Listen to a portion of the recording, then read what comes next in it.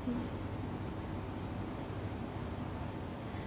selamat siang, selamat datang di IDG Live Rumah Sakit Umum UKI. Nah, bagaimana nih kabarnya Sobat RS UKI? Semoga selalu dalam keadaan sehat ya.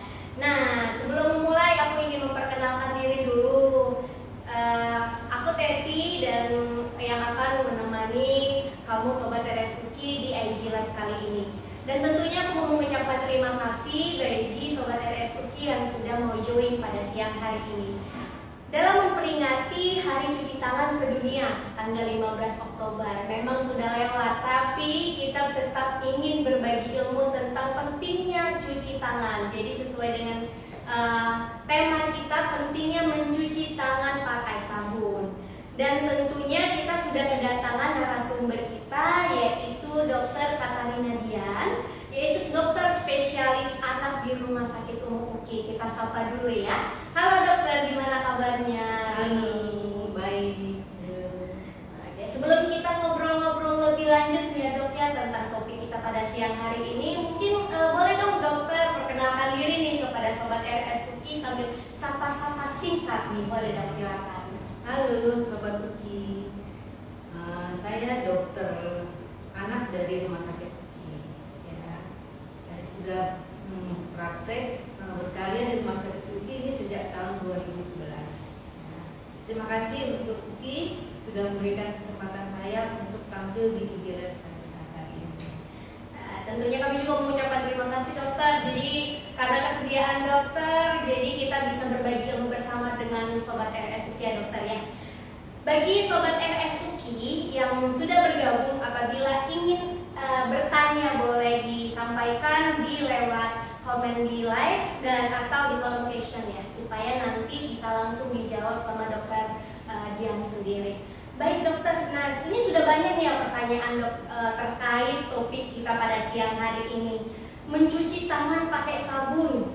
Memang terdengar sepele ya dok ya, tapi ternyata banyak juga loh dok yang mengabaikan hal ini. Malah banyak juga yang tidak terlalu aware akan pentingnya cuci tangan pakai sabun. Nah, menurut dokter sendiri nih, seberapa pentingkah cuci tangan pakai sabun ini dok? Oke. Sebenarnya kalau dibilang penting ya penting, tapi seharusnya sih bukan penting, tapi wajib ya. Wajib dilakukan pada semua orang. Tentunya kita tahu ya, kalau kita melakukan cuci tangan itu akan membersihkan kotorannya, atau bahkan bisa juga membersihkan kuman yang ada di jari-jari tangan kita ya. Karena pada saat kita lakukan penelitian beberapa sebelum-sebelumnya sudah melakukan penelitian bahwa di dalam mikroskop itu bahwa masih ada juga kuman yang akan ada di nempel di jari-jari kita walaupun kita sudah cuci tangan. Jadi sebaiknya kita mempunyai suatu budaya untuk selalu cuci tangan. Jadi budaya itu harus dimulai berlahan-lahan ya dok ya, jadi menjadi keterbiasaan ya dok ya. Oke. Mencuci tangan ini ternyata banyak juga dok yang salah melakukannya. Nah, boleh dong dok di-share ke Sobat RS UKI bagaimana cara mencuci tangan yang tepat. Apakah ada langkah-langkah yang direkomendasikan agar tangan benar-benar bersih dok? Oh, itu pasti ada ya, karena memang tahap-tahap langkah-langkah itu sudah diteliti bahwa langkah inilah, cara inilah yang tepat untuk kita lakukan. Ada dua cara dalam kita melakukan cuci tangan. Yang pertama mungkin semua sudah tahu ya, cuci tangan dengan sabun dan air mengalir. Nah, dan kedua tentunya dengan hand sanitizer. Jadi kedua hal itu yang kita rekomendasikan untuk kita lakukan pembersihan tangan atau cuci tangan. Kalau untuk langkah-langkahnya nanti kita mungkin sesi akhir ya akan kita praktekkan bagaimana sih cara melakukan cuci tangan yang benar. Jadi bagi Sobat RS UKI jangan di skip, karena nanti akan sesi akhir kita akan sama-sama mempraktekkan bagaimana cara mencuci tangan yang benar. Dan dok, ada nih yang mengatakan, jadi mitos atau fakta ya dok ya, mencuci tangan pakai air hangat akan lebih cepat membunuh kuman. Gimana nih menurut dokter? Mencuci tangan dengan air hangat. Iya. Ya. Sebenarnya sih kalau kita mencuci tangan itu nggak perlu pakai air hangat. Yang penting air itu bersih dan air yang mengalir. Nah, kenapa? Karena kita mencuci tangan itu sudah memakai sabun yang mengandung antiseptik, ya kan? Nah, kita mencuci tangan air mengalir itu membersihkan kotoran yang ada di tangan kita. Nah, untuk membersihkan kuman itu harus pakai antiseptik. Nah, di sabun itulah sudah ada antiseptik yang akan membunuh kuman yang ada di tangan kita. Jadi tidak perlu air hangat untuk mencuci tangan ya. Kalau air hangat saja tanpa ada sabun tentunya juga percuma itu. Berarti nggak perlu ya dok kita pakai air hangat, pakai air yang mengalir yang tentunya air bersih, jangan malah air yang kotor. Bukannya makan bersih tangannya malah makin kotor ya dok ya. Nah dok, tadi sempat dokter bahas nih terkait mencuci tangan pakai sabun sama pakai hand sanitizer. Menurut dokter sendiri sebenarnya mana sih yang lebih baik, mencuci tangan pakai sabun kah atau mencuci tangan pakai hand sanitizer? Oke, mencuci tangan tadi ada dua ya, dengan sabun dan hand sanitizer. Sebenarnya dua-dua itu sama baiknya, ya, bisa kita lakukan.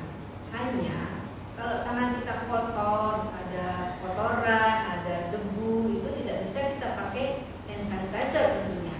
Kita harus pakai sabun dan air mengalir.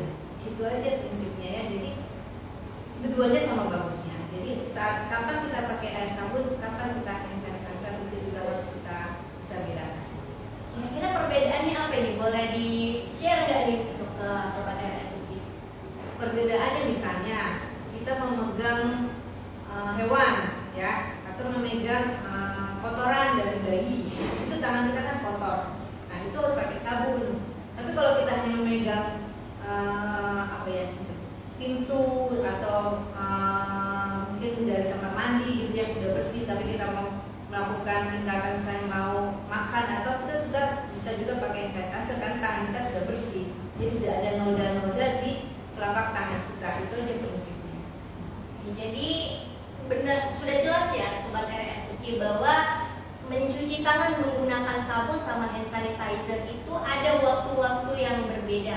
Nah, bagi sobat RSUP yang senang mungkin memelihara hewan, ini juga menjadi catatan penting nih buat sobat RSUP, di mana ketika kita baru selesai memegang hewan ya dok ya, diwajibkan, sangat diwajibkan untuk mencuci tangan dengan sabun. Nah dok, kalau ada pertanyaan seperti ini, dok saya nggak ada sabun, boleh nggak sabun cuci tangan, boleh nggak sih dok saya cuci tangan pakai sabun cuci piring atau deterjen gitu dok, boleh kah? Kalau kita mau cuci tangan, seharusnya dan sewajibnya memakai sabun, ya kan? Karena sabun itu memang dikhususkan untuk tangan kita. Nah, kalau cuci piring kan atau deterjen kan bukan khusus untuk tangan, jadi pastilah akan memberikan efek, ya kan? Tangannya bisa gatal-gatal, malahan bisa kemerahan, ya kan, karena iritasi. Tapi kalau memang nggak ada sama sekali yang bisa kita pakai, tangan kita kotor, ya nggak apa-apa, itu pun bisa dipakai, ya kan? Yang jelas bisa membersihkan tangan kita. Tapi ya hati-hati. Nah sebaiknya memang kita harus membawa sabun ya, sabun kecil gitu yang di kantong. Nah pada saat kita jalan-jalan butuh-butuh, kita cari air mengalir, kita cuci tangan kita.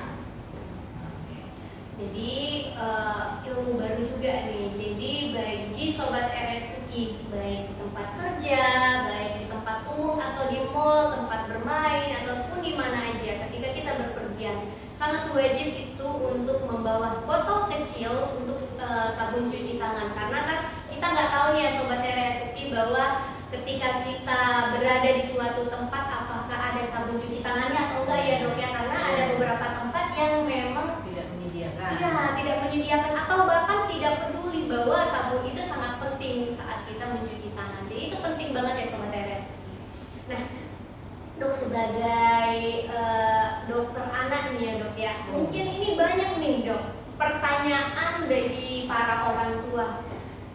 Bagaimana nih cara membantu anak dan mengajari anak supaya anak itu lebih membudayakan mencuci tangan pakai sabun? Oke, kebetulan ya.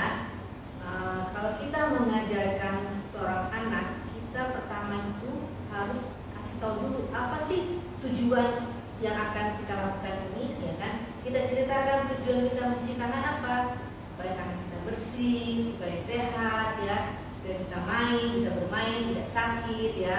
Setelah itu baru kita mengajarkan mereka, ya, mengajarkan bagaimana cara cuci tangan yang benar. Ya, setelah itu baru kita kasih contoh, tentunya contoh di rumah kita sendiri. Pada saat kita setelah keluar dari kamar mandi, kita cuci tangan, anak kita kan akan memperhatikan kita. Oh, seperti itu. Nah, jadi memberi contoh ya kepada anak tersebut ya. Setelah itu baru kita melakukan pemantauan. Misalnya kita tidak menyuruh, artinya pertama-tama mungkin kita menyuruh anak itu, "Dek, harus seperti ini, harus cuci tangan," gitu ya. Tapi lama-lama kita membiasakan anak itu untuk cuci tangan dengan cara kita pantau aja dia lakukan atau tidak. Nah, begitu dia tidak lakukan, mungkin kita kasih tegur, "Dek, jangan gitu, harusnya seperti ini." Nah, dengan seperti itu mungkin akan membiasakan seorang anak itu untuk selalu mencuci tangan. Itu aja tips yang bisa saya sampaikan untuk sobat rumah sakit Uki ini. Berarti berawal dari orang tua sendiri ya. Kalau orang tuanya malas ya otomatis anaknya juga pasti malas ya dok ya. Betul. Ini jadi teguran keras nih bagi para orang tua. Jadi peduli dulu kepada diri sendiri, baru kita bisa lebih mengajarkan budaya cuci tangan itu kepada anak-anak kita. Karena anak itu mencontoh orang tuanya sendiri. Nah dok, kira-kira kalau bagi orang-orang yang malas mencuci tangan pakai sabun, ada nggak sih penyakit yang muncul seperti itu dok? Kemungkinan penyakit apa yang bisa muncul kalau kita malas cuci tangan pakai sabun?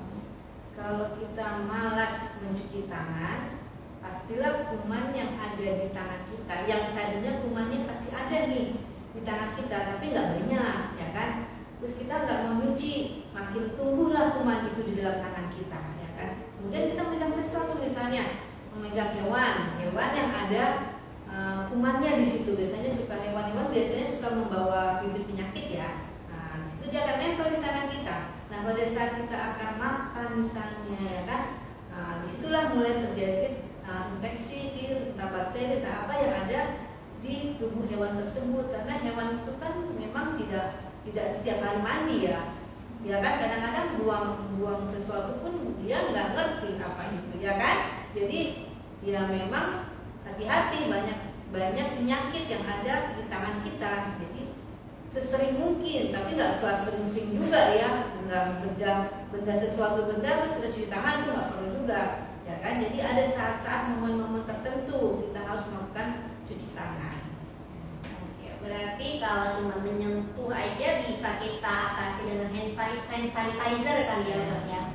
Nah, aku juga mau ingatkan loh bagi sobat RSUI, bagi yang ingin bertanya, jangan sungkan-sungkan, langsung aja tanyakan. Nanti akan dibantu jawab sama dokter Dian.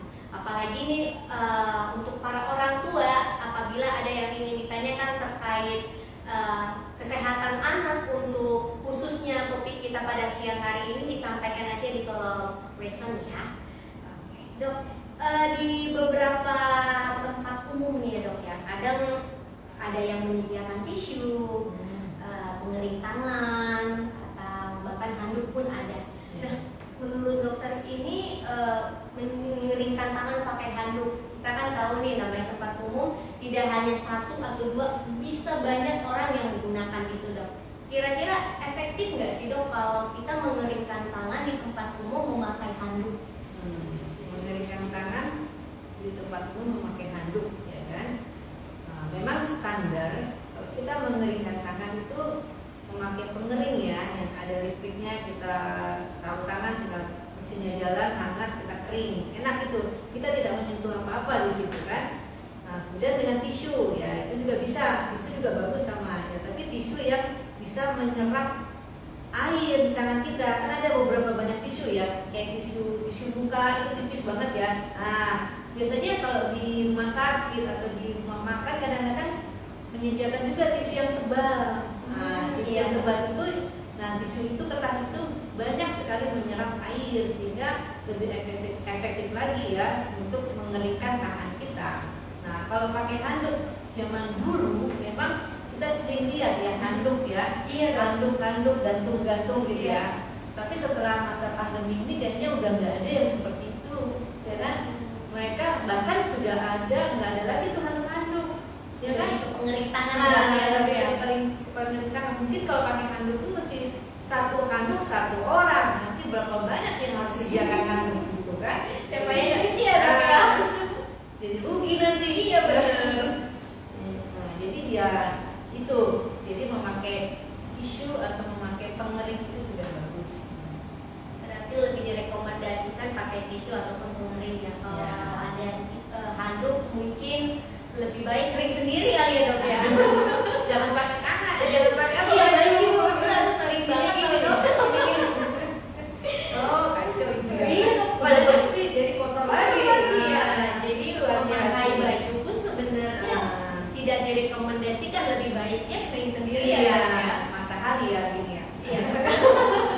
Udara. Dok, ini ada pertanyaan nggak ini ya dari sobat RSUI? Oke. Nah, apabila tidak ada, kita mau ke sesi terakhir, sesi praktek cuci tangan.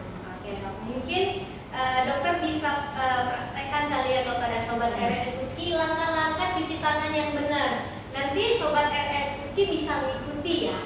Boleh dok. Oke, langkah mencuci tangan itu ada 6 langkah, ya kan?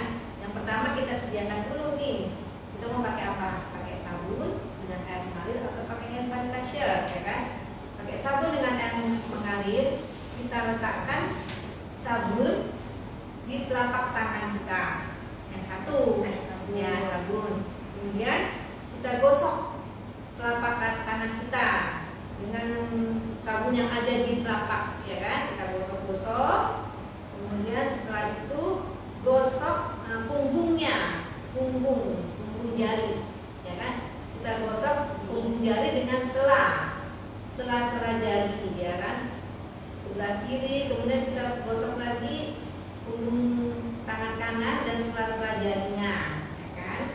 Kemudian setelah itu kita gosok di sela jari yang di depan, yang di dalam, ya kita gosok, ya. Kalau yang di sini kan sudah kita gosok tadi, jadi sekarang yang tinggal sebelah sini kita belum gosok, ya kan?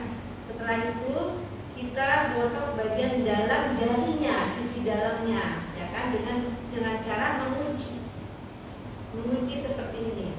Jadi kita gosok sisi dalam jari yang ini dengan cara mengunci jarinya, ya kan?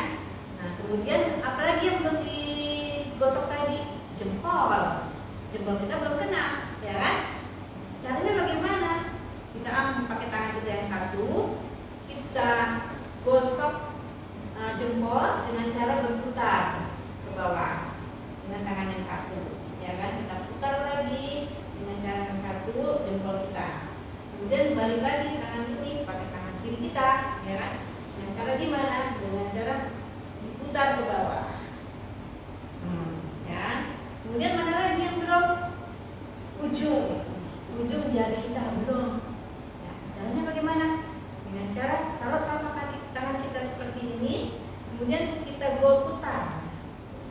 Jadi digosoklah ujung di jari ini dengan cara berputar.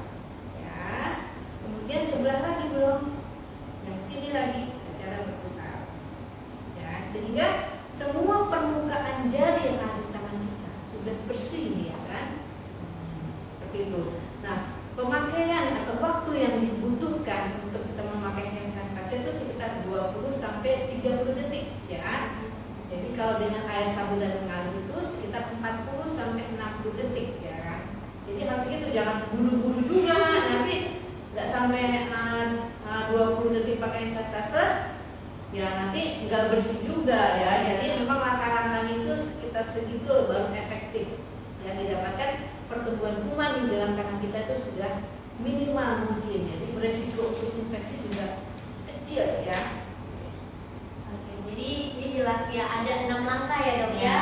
6 langkah kita mulai dari tadi letakkan sabun, punggung depan, punggung belakang, jari sela-sela ya, terus dari jempol, ujung jari itu ternyata dari sisi manapun nih tangan harus benar-benar bersih.